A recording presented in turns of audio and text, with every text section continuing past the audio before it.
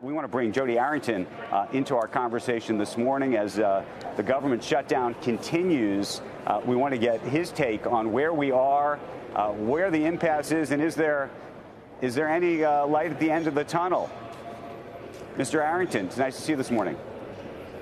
Andrew, good morning. Well, I think the Democrats have been operating as if the people's pain is their political gain, but I don't think they know what pain is yet. November 1st will be a big test. I hope we don't have to test it, but that's when 42 million people who depend on SNAP for their nutritional assistance and to feed their families will be jeopardized. You already have seniors and veterans and vulnerable people, mothers with their children who receive critical health care nutritional assistance through WIC, troops and their families, and the list goes on. So I hope that we will see Democrats in the Senate break. I believe we will. They're already having calls for passing the clean CR from key constituencies like the federal unionized federal workforce. And so I'm hopeful that that will happen because I think it's in the best interest of the American people. We can negotiate consensus, bipartisan policy in the final funding bill. That's what we do all the time. That's regular order. That's normal course of business.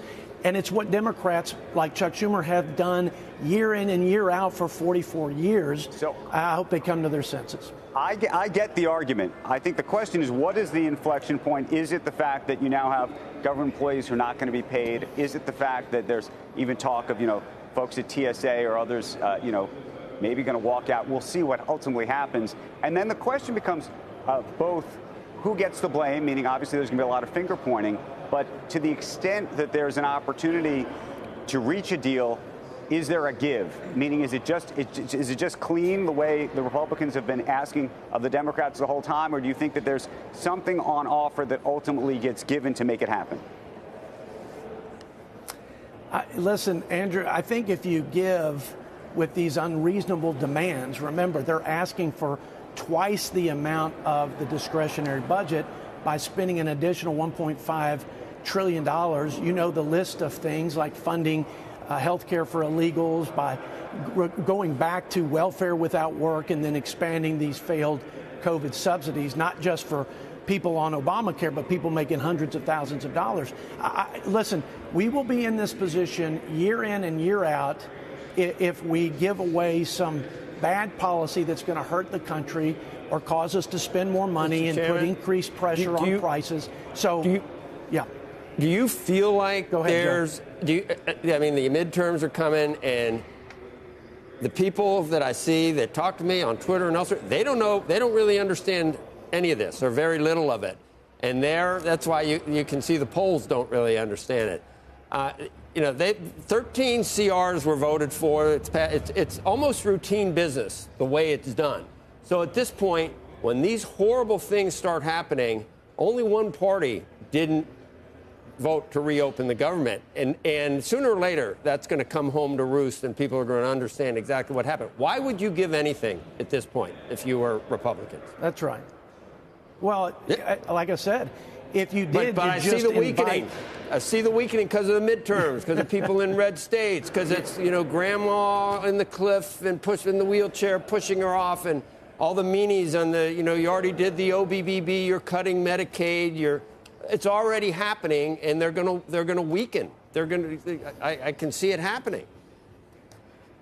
Yeah, I think if you look at independents and their movement, it's to the good faith efforts of Republicans with the.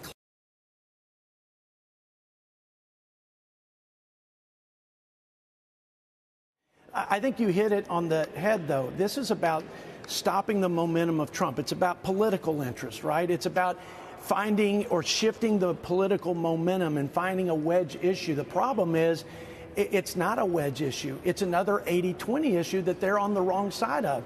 And that's extending subsidies to wealthy people in a fraud-ridden COVID-era subsidy that Democrats couldn't even get made permanent when they controlled all the levers of power in this town, not to mention funding illegals, et cetera, et cetera. It's more disconnection from a desperate party looking for momentum, looking for a change with all the wins that this president is racking up. In implementing the agenda, by the way, that the American people just voted for. So that's my analysis of the situation, which is why I think they will break, and they will break here in the next few days. Right, but the hypocrisy of suddenly it's different this time, so government shutdowns are fine to get what we want, to basically extort the party that won the last election to do. I mean, what if that happened with the IRA? And what if the Republicans said, we're going to not open the government till you rescind the entire IRA? What would have happened if that? Who would have been blamed for that? Yeah, well, let me be clear. There was plenty of pressure on our new Speaker, Mike Johnson, to shut the government down over the border chaos and the invasion of our country, and he didn't do it. He didn't do it because he's a leader that's putting his country's interests first. And he said, look, we're going to negotiate what we can out of a bipartisan deal, and then we're going to take our case to the American people. We're going to trust their good judgment. And we presented the facts to the American people, and the American people wanted to change direction and do it in such a demonstrative fashion that they gave Republicans total control of the House and Senate and the White House. So that's the way this ought to be done. And unfortunately, the Democrats have chosen a desperate and failed strategy. We only have literally 30 seconds. How hopeful are you that we're going to reach a deal with China? I know the president's in Japan. There's been a lot of hopeful talk. The rhetoric is very positive from the folks that have done the preliminary negotiation and framework. I'm very positive it will happen, and I think it's already sending positive vibes throughout the stock markets. But I think the fundamentals of economic growth, wages going up, et cetera, those are things that are going to happen on the backside of this deal. So I'm very, very bullish on that deal getting done.